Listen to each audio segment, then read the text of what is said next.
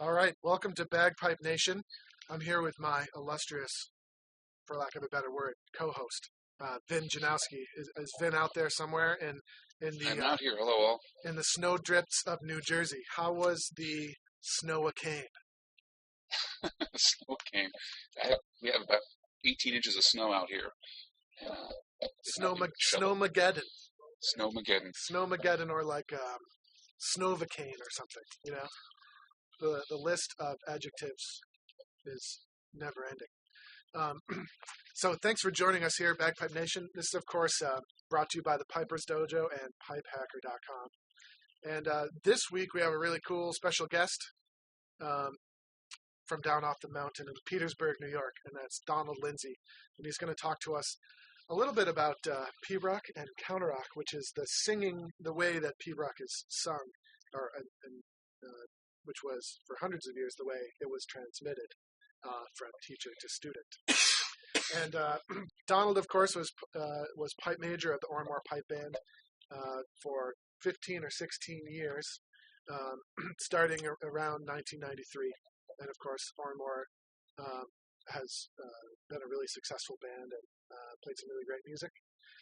He's a former silver medal winner, and let's see what else we got. Of course, he's the principal, the headmaster, the drill sergeant at Invermark College of Piping. So, Donald, welcome, and thanks for being here with us today. Thank you, Andrew. I'm delighted to be asked to be here. Thank you. And we also want to remind you that you're encouraged to ask questions during the presentation here today. You can do that in two ways.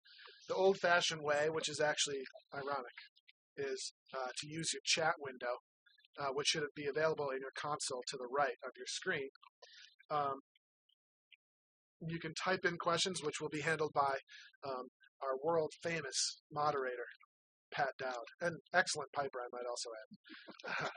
And he'll be taking your questions and passing them along to us. And then the other way is to use the raise your hand button, which is a little hand button, which should be also on your console.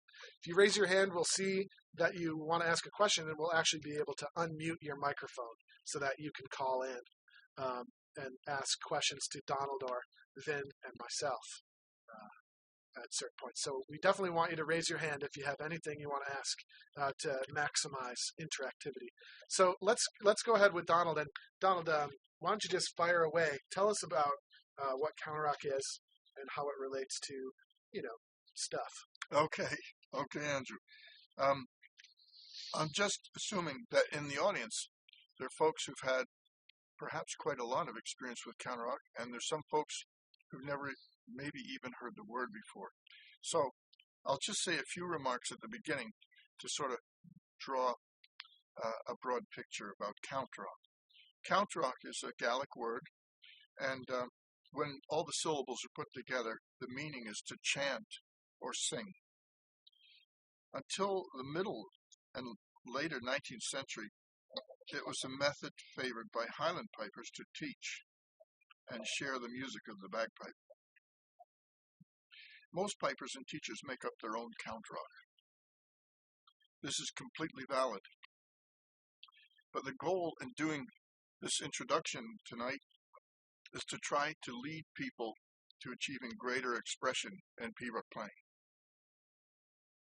Tonight we'll look at a version of Counter-Rock which has become a pretty universal language among P-Rock enthusiasts around the world. This version of Counter-Rock is known for the region in which it was developed, the Lorne region on the west coast of Scotland. It is the Nether Lorne or Campbell Counter-Rock. Now, Andrew has kindly placed a photograph taken by Douglas Griffin on the Facebook page for the Piper's Dojo of the Nether Lorne region, and if you get a chance to look at it, I think you'll find it very inspiring. Just to butt in, so if you go to facebook.com/Piper's Dojo, all is one word, that's how to access our Facebook page. I asked Douglas for permission to use this photo, and it really conjures up imagery of ancient times in the Highlands. I'd go on to say that this system was decoded from 2 manuscripts which survived from the original 3 manuscripts. And these were written by Colin Campbell. We expect somewhere between 1797 and 1800. Sheriff Grant of Rothiemurchus studied and decoded the system in the late 19th century. And his information on the system has been part of the Pembroke Society books ever since. One of my early teachers was John McFadgen.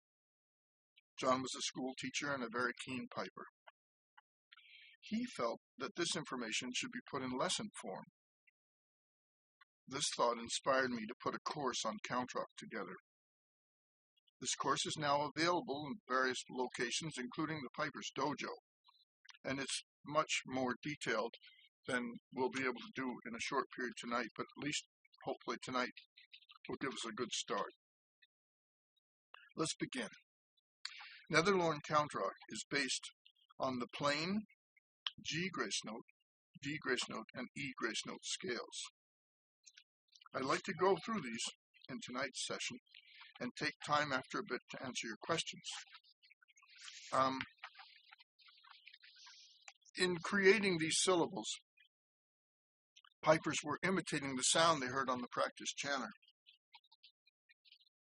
And at the risk of destroying a microphone, I'm going to play the scale to you now. And I want you to imagine that you're coming up with sounds to imitate these notes.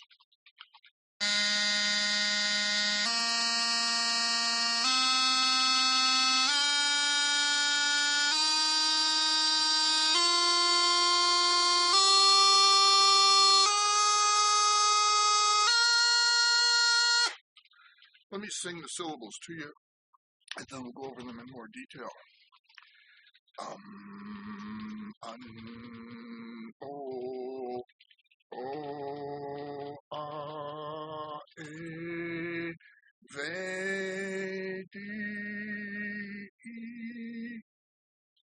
This is what those pipers heard when they heard those notes.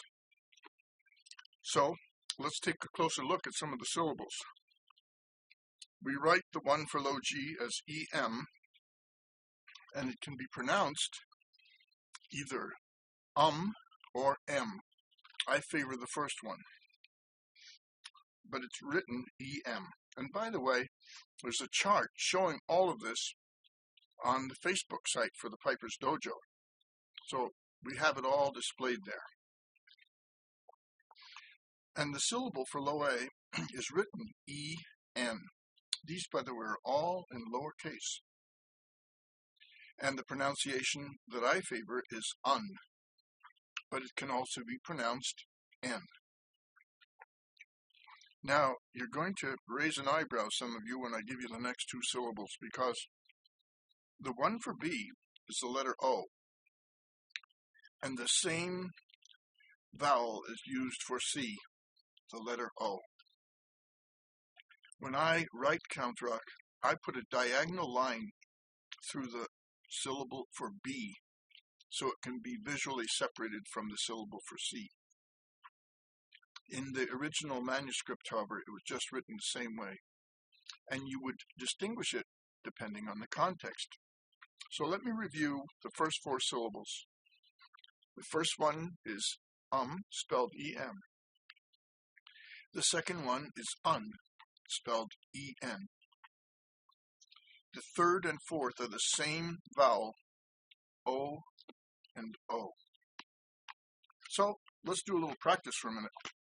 I'm going to play those 4 syllables to you on the chanter, and I want you to pronounce the syllables while I play them, starting with low G, N.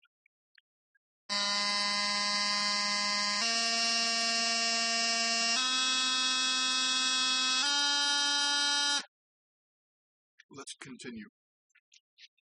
The syllable for the note D is the letter A. And it's pronounced as if it were AH, but it isn't, it's just the letter A. Now there happen to be some variants on this.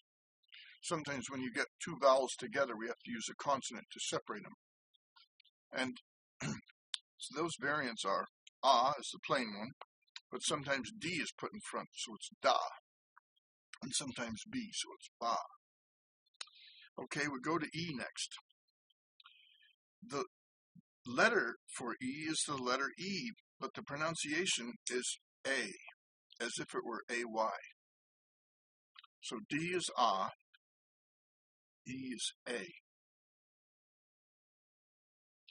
Now, F, the popular one that most of us use is simply VE, and it's pronounced vey. There are other spellings, but most often we see VE, vey. So let me review the new ones. D is A, E is A, F is vey. Now we'll go to high G. The most popular one that we encounter is spelled DI, but it's pronounced D, as if it were D-E-E. And the last one we have is a syllable for high A, which is a capital I, and it's pronounced as if it were E-E. So now I'm going to review all the notes going from D all the way up to high A. D is A, E is A, F is vey, high G is D, and high A is E. Now I'll do the spellings. The spelling for D is the letter A. The spelling for E is the letter E. The spelling for F is VE. The spelling for high G is VI. And the spelling for high A is capital I. So this time, when I play the scale from D on up, I'd like you to see how many of these syllables you can remember. Here I am, starting with D.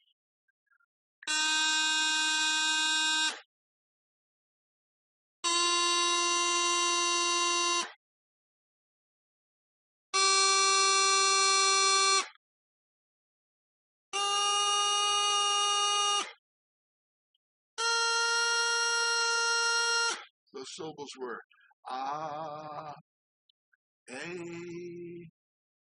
they, D, E.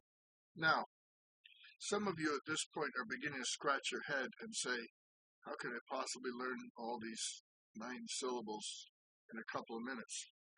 Well, that's not the absolute purpose of this session.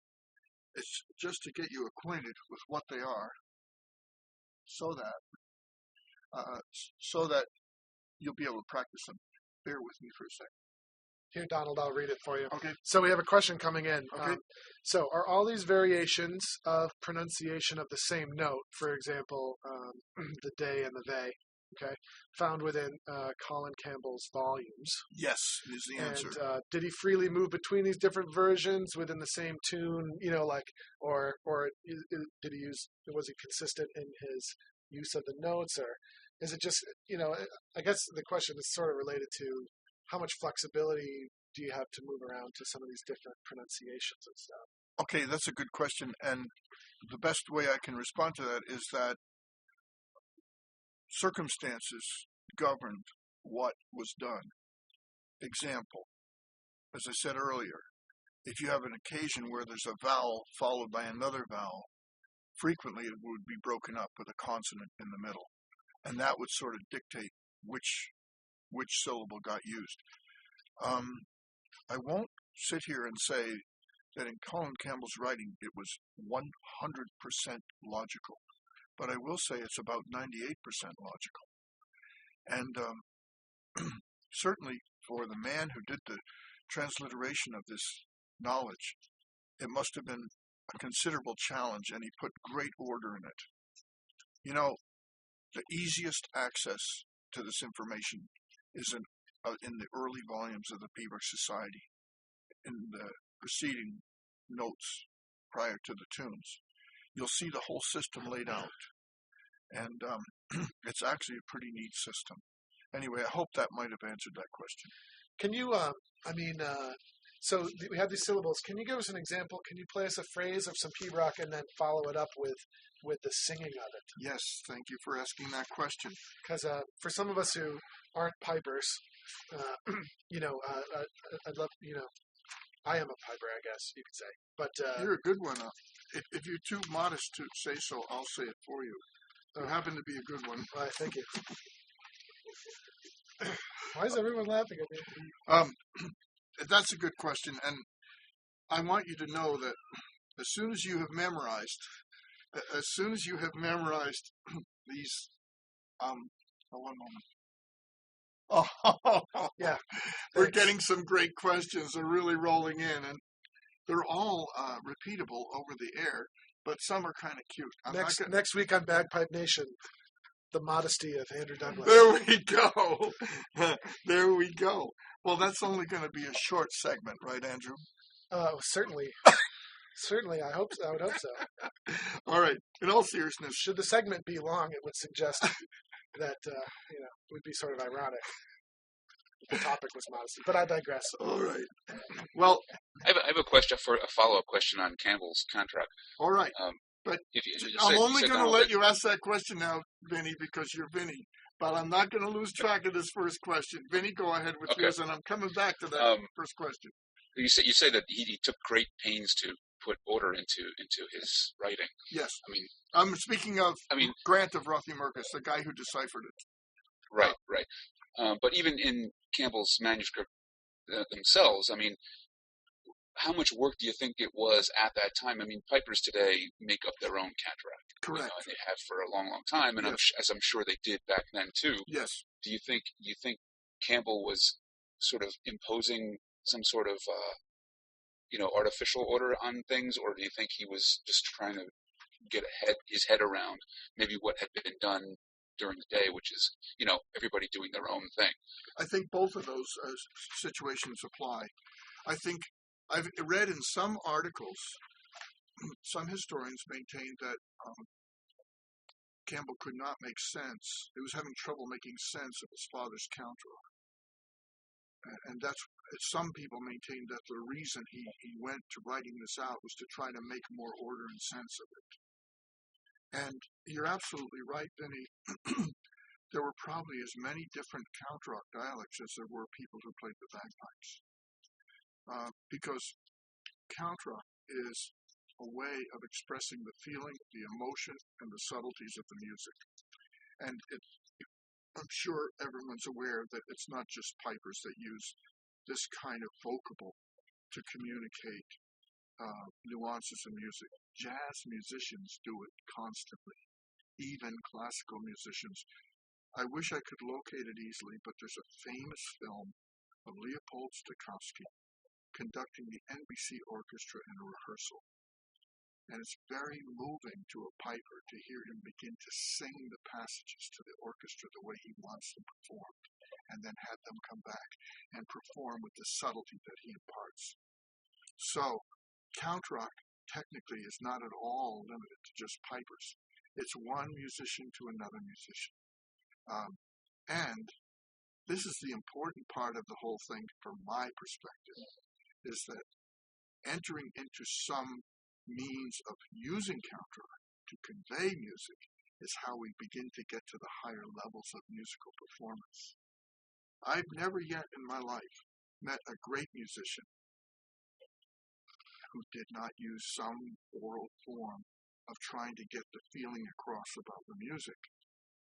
I won't go into great lengths except to say that I've been around a lot of wonderful musicians, and they always end up singing it to one another to get the right shading they want in the music. So good question, Vinny. I'm going to move on to that earlier question. Let's get an example of how this works. Again, on the Facebook page, Andrew has placed a lovely setting of The Desperate Battle of the Birds. Now, this is how I got this tune from Bob Brown and Bob Nicola.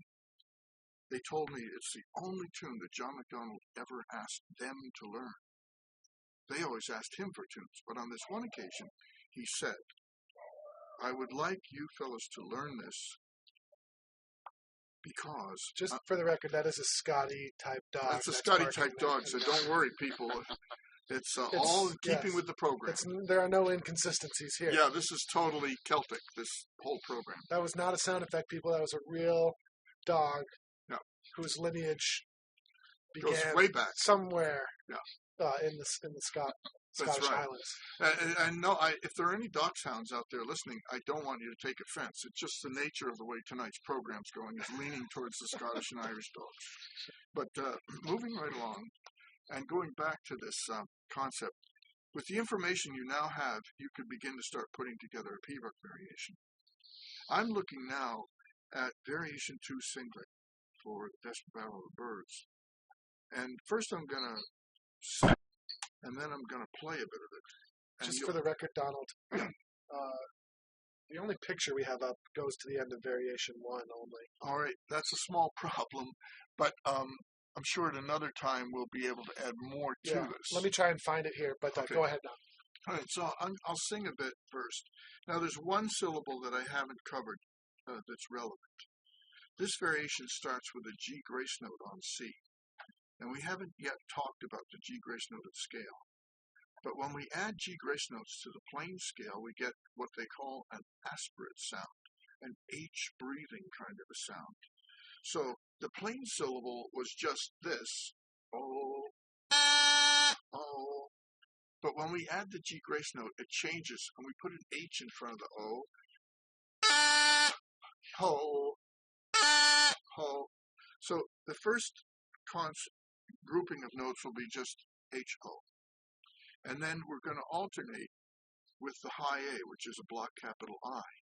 So actually I'm going to play the first line of variation 2, and then I'll sing it.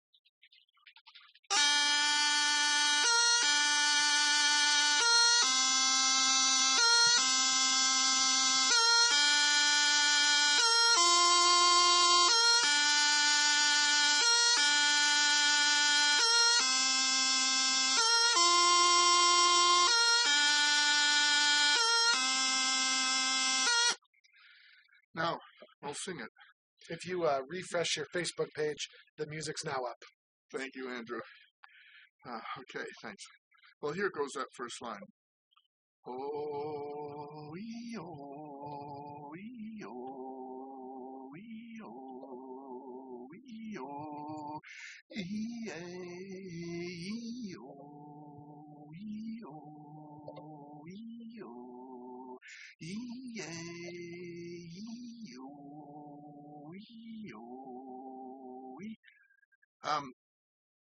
those are the notes, those are the syllables. But there's more to it than that. As meticulously as my good friend Ian McHarg approached this problem of writing out this tune, some of the details of the tune are not practical to express in written notation. You would have a page full of written directions that would be so dense it would almost be solid ink if you were to write in all the little things that a pibroch player is trying to do there. But by singing it, I can convey that in a moment, and that's the point of counter-rock. Notice as I go through, again, variation 2 singling, the first line, how I can vary the length of some of the longer notes to create phrase beginnings and endings. I'll do it again.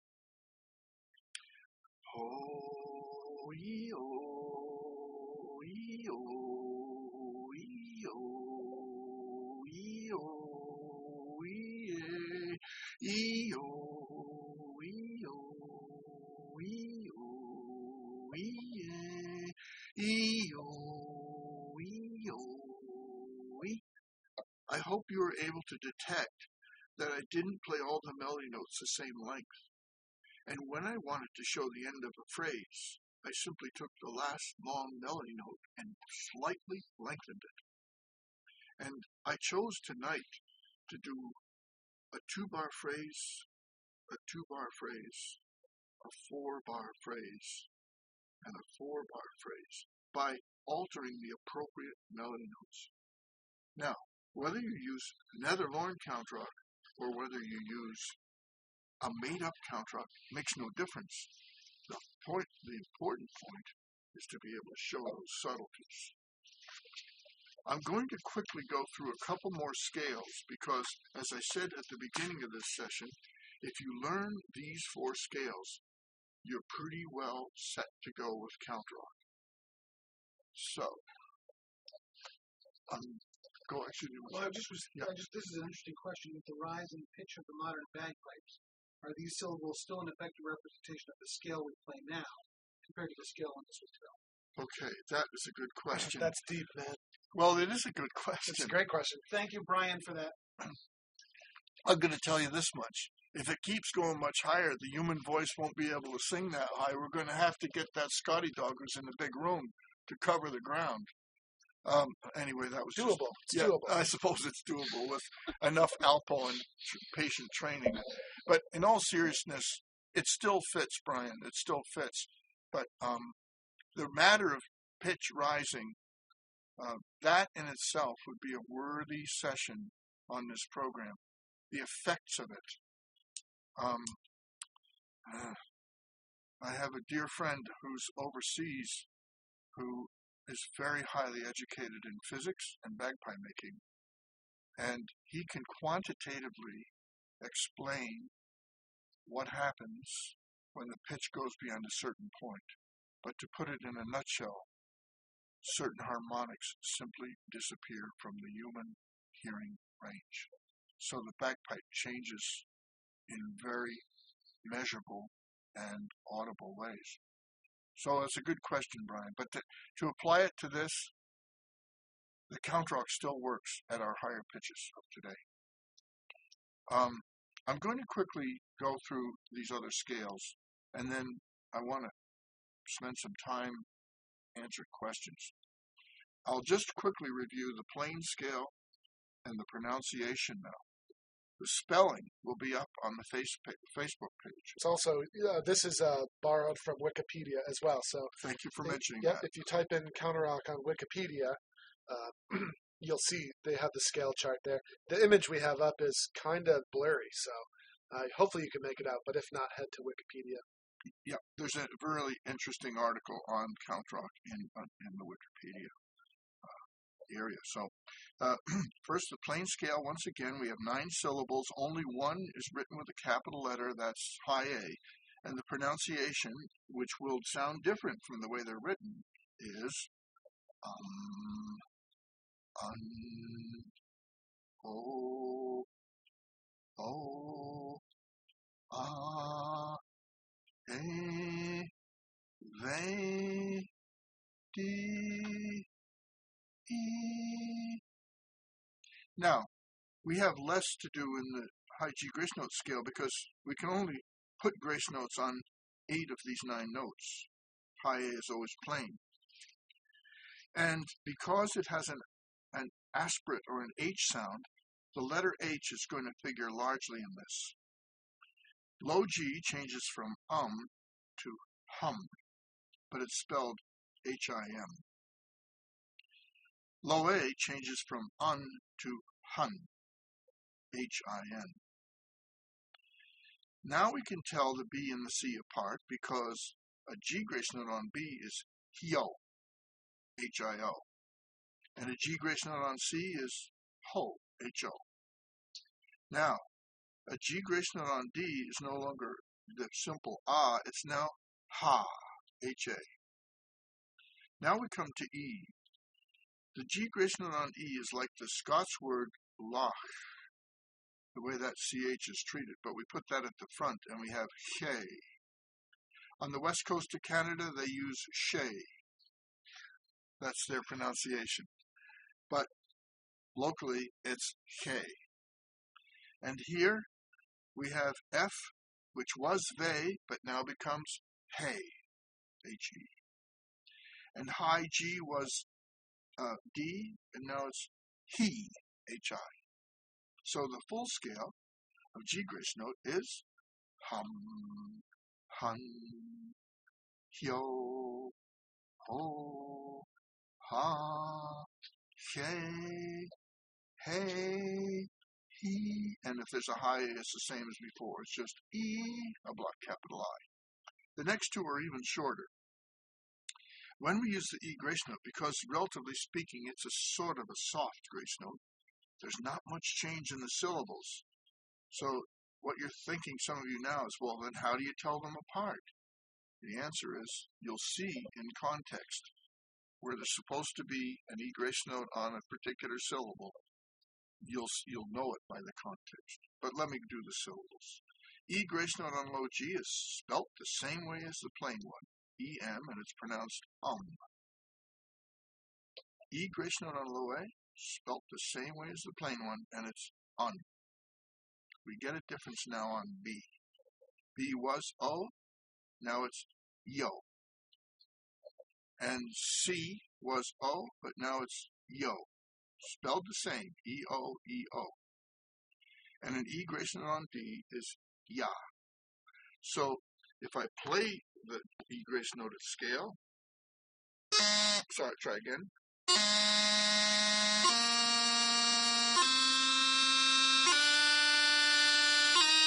It would be yo, yo, ya.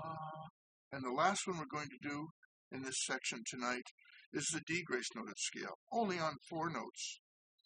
And here's the scale on the chanter first.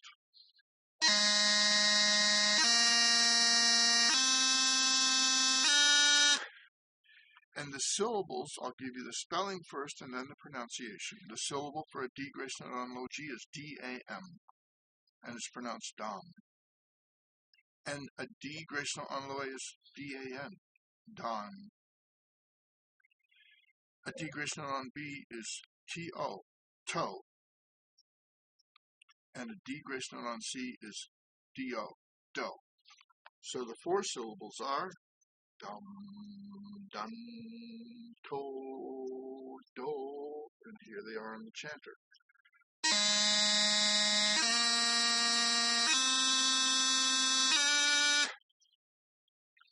Well, I would love nothing more than to go on for quite some time tonight on this because I love the topic. But I feel that in our short session tonight, you've been given the fundamentals upon which the whole system is based. After this, it's a matter of just adding a word. I'll give you one example, and that's all we have time for before we go to questions. But if I wanted to play a G grace note on low A and a terlua to low A, I would take the G grace noted syllable for low A, which is H-I-N, hin, and add the word darid, which is spelled D-A-R-I-D. And so it would be hun, darid, hun, darid. Well, there's more. Donald, yes. I just want to follow up with that. It's a perfect segue into what I want to ask. Okay. What are your thoughts on the evolution of how we play movements like that, mainly the Turlor and the Krunglua, where the Cantarock itself doesn't necessarily evoke the same rhythm? That's right. In one of the articles that has appeared up on the web on Cantarock, and if I'm not mistaken, it's the Wikipedia article, they imply that it's a language which cannot be spoken. And what they're getting at is, there are instances, for example, where we might have, let's say, an echo movement on D.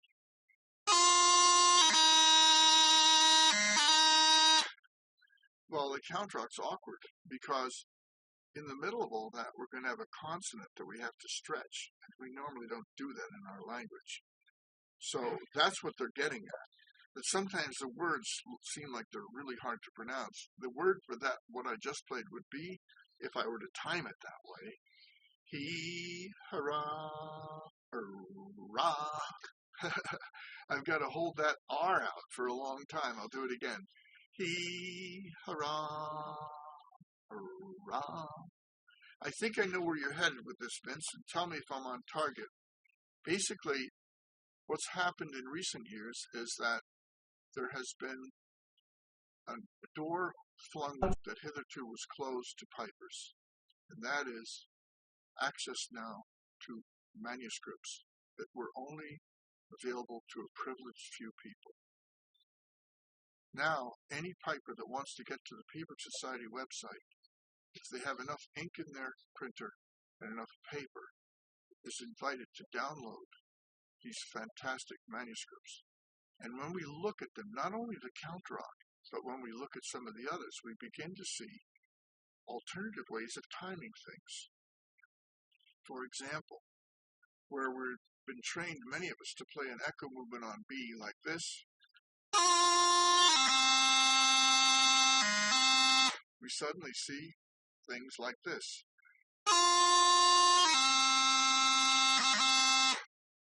And where we were trained to play the burl, we suddenly see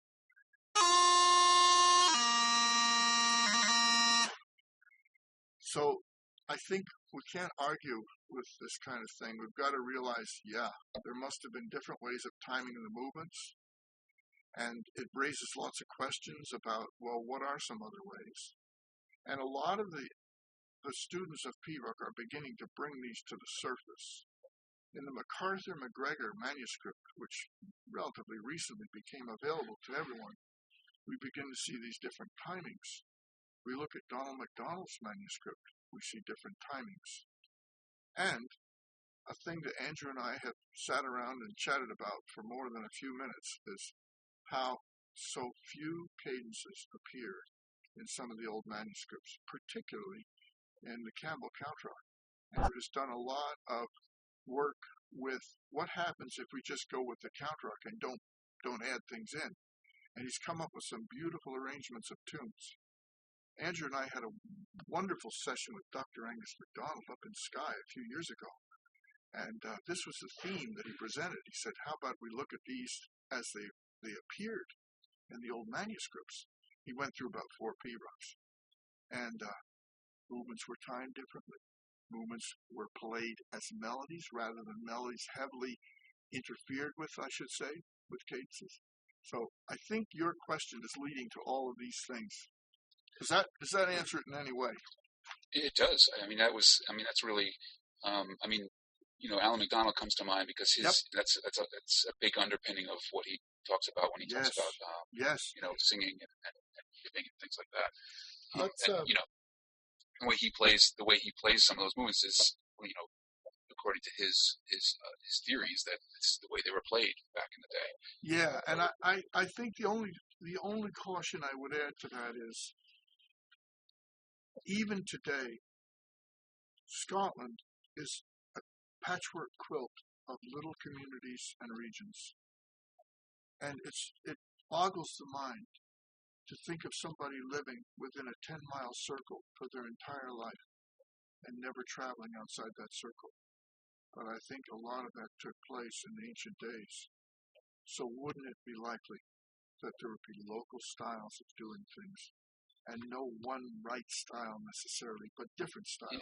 And I think exactly. And speaking to the evolution of things, when you think about Pibroch and how it scares off a lot of new pipers, there's reasons for that. When you get into the heavier parts of the music and the heavier movements, they're tricky to learn, and they're tricky to digest. Right. And you have to wonder, pipers today were no different than the pipers then. And if there are pipers today who have hard times with a Crun with Mach, I'm sure that pipers back then had a hard time too. Yes. Or maybe not if the movement was played differently. That's maybe correct. more like with the crossing noise on the Terlewith and Crumlewith built right in, right? The redundant low A. It's just like it's redundant.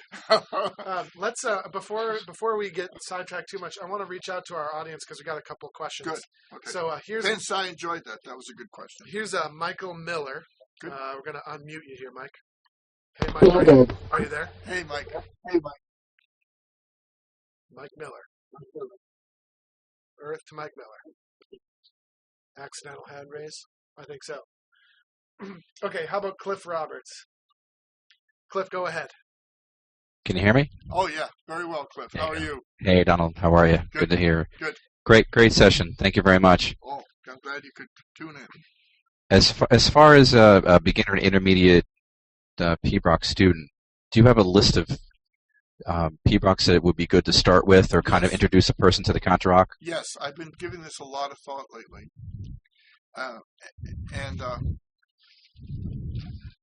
Yes, I've been giving this quite a lot of thought. And I'll begin by being a little bit sort of self-serving and saying that in my counter-rock course, I've chosen particular graduated steps of excerpts from PBrock that lead you into the language in a very smooth sort of fashion. So I am going to recommend that. That's certainly one avenue to pursue. And it's the counter-rock course, and it's available various places, but I know that Andrew has some here at the Piper's Dojo. Yep, I got a copy. I'm also thinking, I've given a lot of thought to tunes to get people going on all this stuff. And I overcame my desire to present rare and unusual and scarcely heard tunes and said to myself, you know what? Some of the best tunes are some of the better known ones. So I'm now going to proceed with a list of 4 tunes that I recommend very highly for study to really get some background and experience. The first one I'm going to recommend has become one of the most frequently used to start people. It's The Company's Lament, which I think is in P-Rock Society Book 1, and it's getting used in some of the recent courses to try to get people going in P-Rock. The next tune I would like to recommend would be Struan Robertson's Salute, which is in Book 8 of the P-Rock Society. And after that, I would like to recommend the Monroe Salute, which is in Book 9. Book 11, I think it is. I'm going to be honest with you, I can't remember. It's 9 or 11.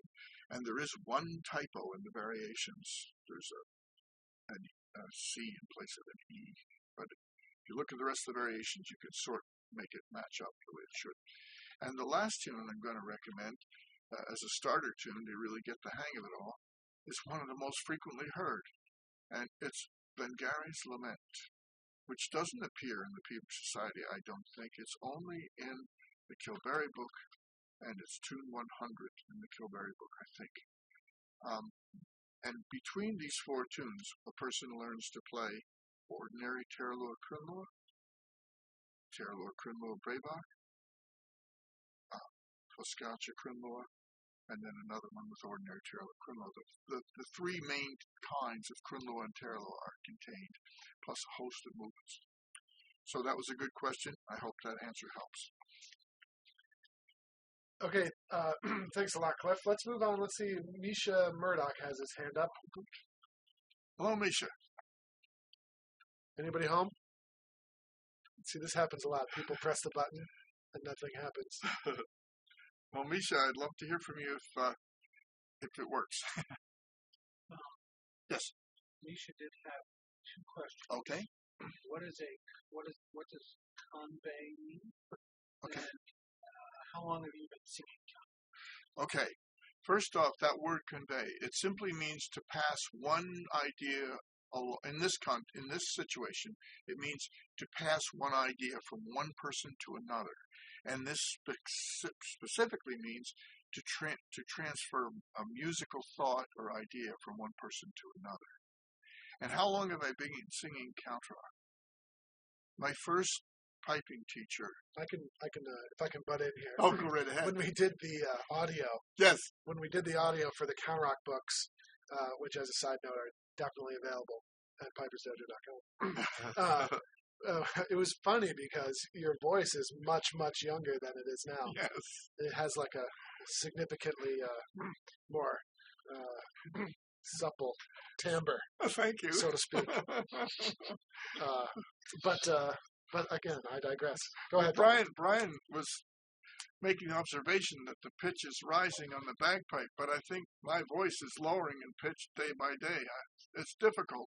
The pipe pitch is going one way, my voice is going the other way. But to answer Misha's question, my first teacher would sing things to me when he was teaching me the tunes, not only P-Rock, but the light music as well. And so I quickly got onto the idea of learning things by singing them to get the feel. And every piping teacher that I've studied with throughout my life has always sung to me. And probably the people more than anyone else were the late Robert Brown and Robert Nickel. And there's a quote, a famous quote of that came from Bob Brown. Lots of times people are inhibited about singing tunes. They just still say, well, I don't think I have a very good voice. But that's not the point of singing. The point of singing is to get the music inside you, off that page and inside you, so that you can produce it from yourself.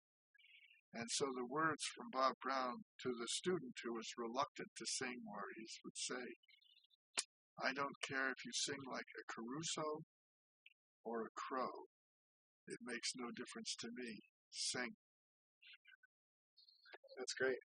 So thanks, Misha, for that question. Let's move on. Chase Hamilton's got his hand up here. Oh, very good.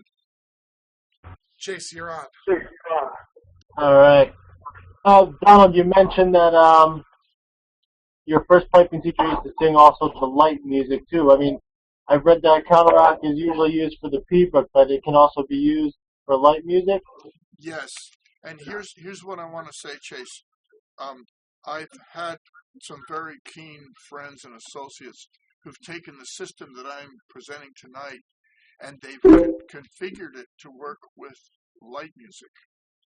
But but my honest opinion is it's very cumbersome to use for light music. And so therefore, I think it's more functional and practical to make up a counterrock. And it doesn't have to be the same words all the time, just something that sort of sounds like the tune. I'll just try and do that right now. Do you have some tune in mind that you might be thinking about?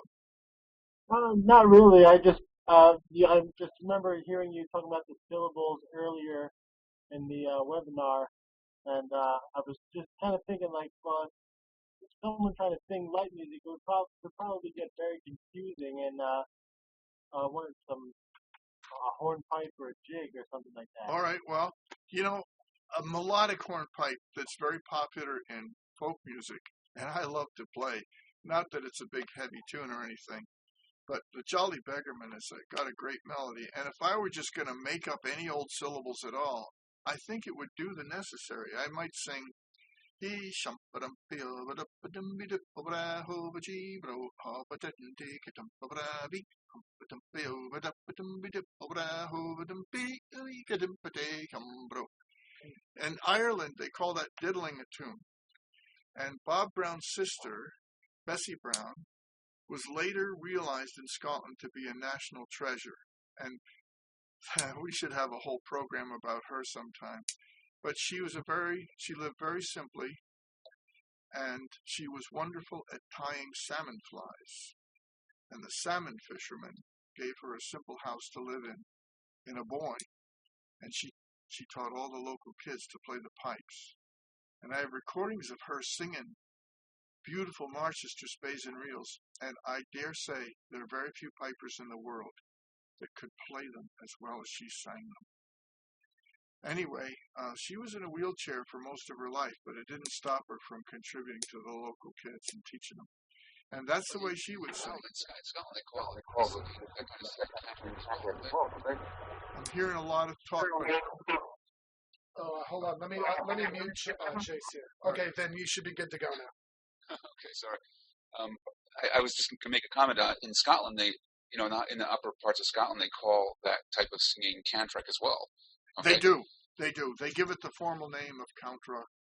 I was just listening today to Rona Lightfoot, and they've got a YouTube video of her at a session, and Alan MacDonald is singing along with her, and she's got great musicians backing her up, and she's singing light music in counterrock, in her own counterrock, and it's moving. The reason it's moving is the more you understand piping and the more you appreciate excellent piping, that's what's represented in her singing. She knows what's up, and boy, does it come through. It's very inspiring. It makes you want to go play those tunes. But you're right enough about that, Vince. In the north of Scotland, they call that counterrock, and they sometimes call it Poche de Ville, which means the music of the mouth. Well, who else has a question? This one's a good one from David Hogg here. All good? When learning a pibroch, do you recommend writing the ground and first variations out in cannitreachd? Yes, that's a great thing to do. Something I'm discovering is that people take in music in a host of different ways. Some people are very auditory. I've met pipers who can hear something sung to them one time and they totally understand how to play it. I've met other pipers who can see it written out and with just a little bit of coaching quickly get into the subtleties of the music. I've also seen pipers who relate better to the words than to the notes on the page, either writing them or singing them. So I would respond this way, Dave. I'd say try that, and I think it's going to help you learn the tune very effectively. Great, thanks, Donald. Before we've got a few minutes left here. I just wanted to, the second topic we wanted to talk to you about tonight is just, we've been talking a lot on pipehacker.com and on last week's webinar about the, the judging system in the EUSPBA. And one of the things that occurred to me is that you were involved at the very beginning with the EUSPBA. And it'd be great to hear a very brief summary of, how did this all begin and where do you think we are right now? I'm glad you asked that question, Andrew. The point I would like to emphasize is things have changed a great deal since the early days of the USPBA. They've changed largely because the interest in piping has widened and deepened. I dare say there are more people involved in piping by far than there were in the early days. And so here's the rub. In the early days, the mission that was put before us was to try to equip people to sit down at that bench and offer a constructive criticism to the people who came to play. And I won't go into depth about how primitive things were before that took place, but I'll say briefly, the modern competitor probably would not be satisfied with the way things were before that took place. We literally had scorecards. We didn't have criticism sheets. And they were just like a little postcard, and you would just write a couple remarks, and if you got that, you felt lucky that you got that. And at the time, people were sort of okay with that. But as more and more people started to play the pipe, the expectation got bigger and bigger about, I really want something constructive to take home. So that's how we started the judges training program. And the basic idea was that there would be seminars to help broaden people's knowledge and understanding, and that there would be apprentice training so that inexperienced people could sit with experienced people and try to learn from them, and then there would be testing to see how they were doing. I'm afraid, in my humble opinion, that we've moved past that now, and some of those aspects don't work anymore, and some of them are not going to work for the future. Here's the underlying problem, and I'll speak at first about pibroch.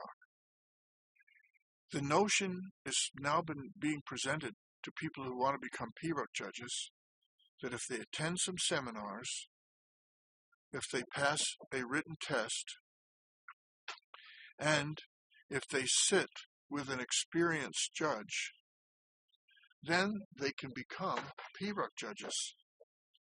The unfortunate thing about that is that's not good enough. The problem is, and some people may not like to hear this, but the problem is that if someone really wants to be a pibroch judge nowadays, they have to become fond of learning. And if there's any interaction with the EUSPBA, it should be to inspire them to begin a life of learning. That's the only way we can grow as judges to meet the future demands. What's been brought to the table that's new is an explosion of knowledge. And just reading a few tunes and a few books, playing a couple of P-Rocks, and being taught a few ground rules on how to evaluate a performance simply won't do in the future. Because here's the reality. As things move forward, versions of tunes are going to get presented to judges that they never knew existed. Now, for all the talk of when is this stuff going to move forward, the gate which will remain closed or be opened will be who sits at the bench. If those judges cannot take in new information and give it some sort of worthwhile musical assessment, then the progress of piping will stop right there at the judge's table. So, trying to put this in a few words, it's a new ball game, and we can't keep using the old methods. They were good for a while to get some people on the panel. However, it won't promise a bright, happy future for the development of piping and P-Rock playing. It's going to require people like the late George M. Bell, the late Pipe Major Donald McLeod, the late Robert Brown, and Robert Nickel, and the late Pipe Major John Wilson from Toronto, who were constantly learning. They never stopped to the last breath they took. They never stopped learning. So this misconception that you can get a certificate handed to you and you now know all there is to know is no longer valid. That's a big problem. And I think the future will lie in inspiring people to be lifelong learners, not in giving them a certificate. I think that's How do you actually assess someone as a lifelong learner? I mean, does that come out in George Bell is the conversations? most recent example of the kind of person I'm talking about. It's by their habits, their behavior. George was constantly learning to his last days. That was pretty apparent if you ever went anywhere near George Bell. How do you assess that? Well, I suppose one way to assess that is to really offer a challenging test.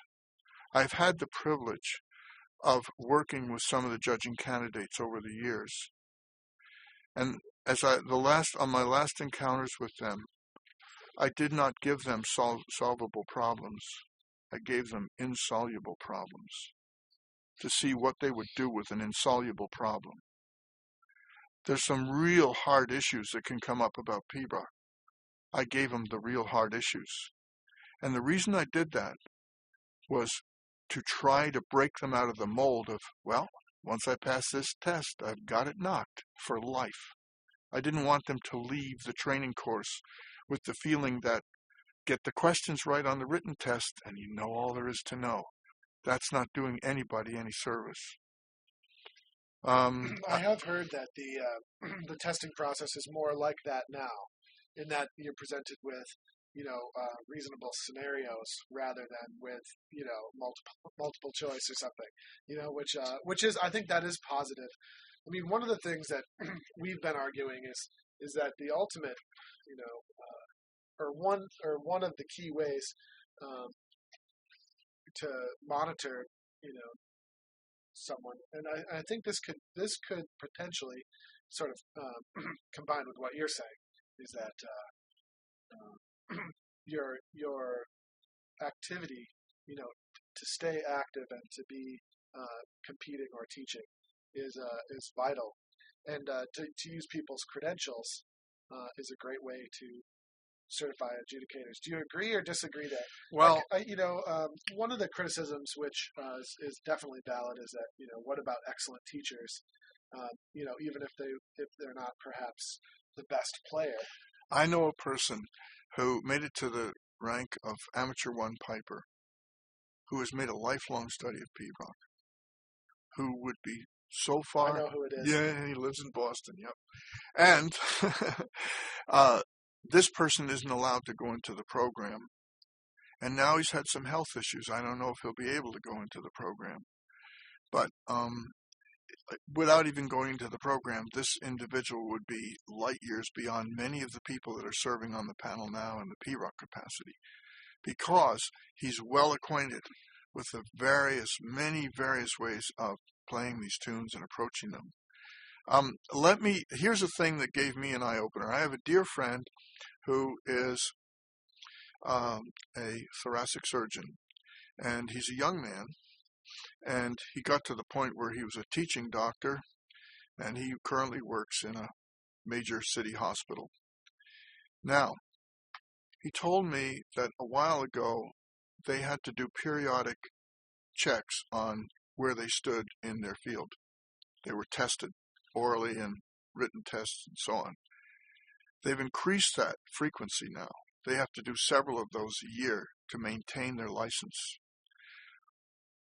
To answer your question, I think that's one way. If people feel that testing is a viable indication of whether someone's staying up on their field, that's one way it could take place.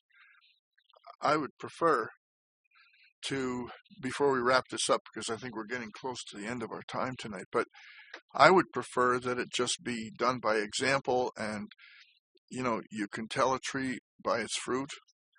And I guess I'm out of place to name some names of some people that are outstanding, but we have some people on our panel that are outstanding. They write excellent criticisms, and they're very clued in. And to me, that's all the testing need be done. You can read it in a criticism sheet. You either see insight and constructive suggestions, or you see people hiding behind vague statements with bad handwriting that nobody can read. Is that any answer to your question? Yeah, I mean, I think that's, yeah, it's very interesting. I mean, it's a big topic. There's nothing more frustrating than personally playing for someone who, it's not that they don't have something to offer necessarily, but that there are some who could offer more, who aren't able. And it's frustrating on a personal standpoint, but it's also frustrating with students. Yep. It's a big deal, Big deal. Well, you're trying to get people into the art Yep. form. Yep. You're trying to get people into it, people first, second, third time ever competing, Yep. per se. And they get a crit sheet, a score sheet that's just completely not just useless, but also discouraging for players. And I don't think I don't think it's necessarily that judge's fault, right? Right. But it is something that needs to be dealt with so that the people who can really offer what needs to be offered. So anyway, we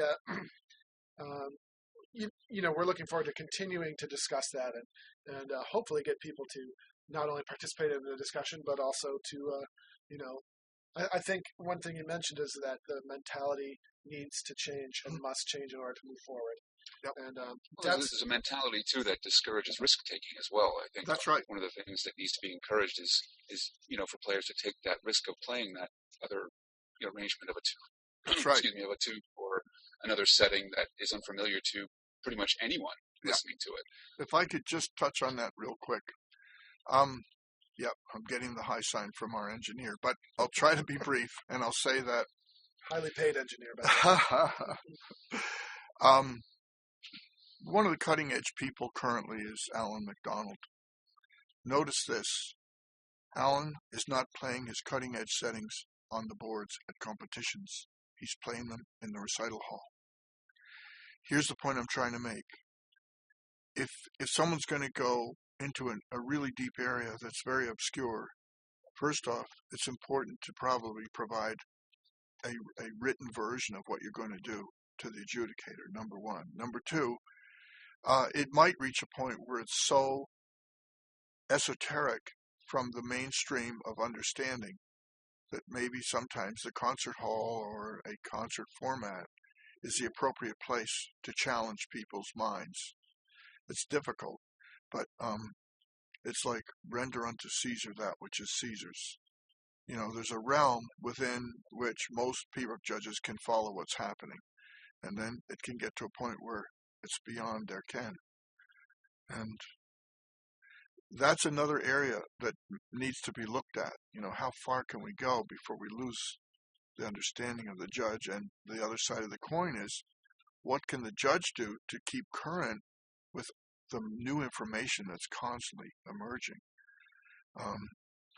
So anyway, this is a juicy topic for sure. I'm sure there'll be more on the webinar. But anyway, I want to thank Andrew very much for having me on, and I look forward maybe in the future to having another go at some more topics and hopefully more counter. Great, Donald. Well, thank you very much for sharing your thoughts. Thanks. Definitely really, really good thoughts. So I guess we're going to wrap it up here. Thanks very much, everybody out there. At one point, we had 32 people listening, which is really awesome. And we really appreciate your support. And we'll be back here next week. Vin, what are we talking about next week? Next week, I think we were going to talk about competition and how to be ready and what you need to know and all of that kind of thing. Yeah. That's right. So we're going to talk about getting ready for competitions and some of the basics that you might need to know. And for those of you who consider yourself experienced, I will talk about things that you're probably maybe doing that you shouldn't be doing. And then I will allow anyone who's ever seen me compete to point out all of the things I do that are awkward and blatantly unprofessional. So until then, we'll see you later. Now, the podcast will be up on the pipehacker.com site sometime tomorrow. So if you're tuning in late, or if you want to spread the word to your friends, you can point them in that direction. Right, and the feed is also available on iTunes. That is official. It should be searchable and findable and all that good stuff. Great. Well, thanks very much, everybody, and we will see you next week. Bye for now. Good night, all.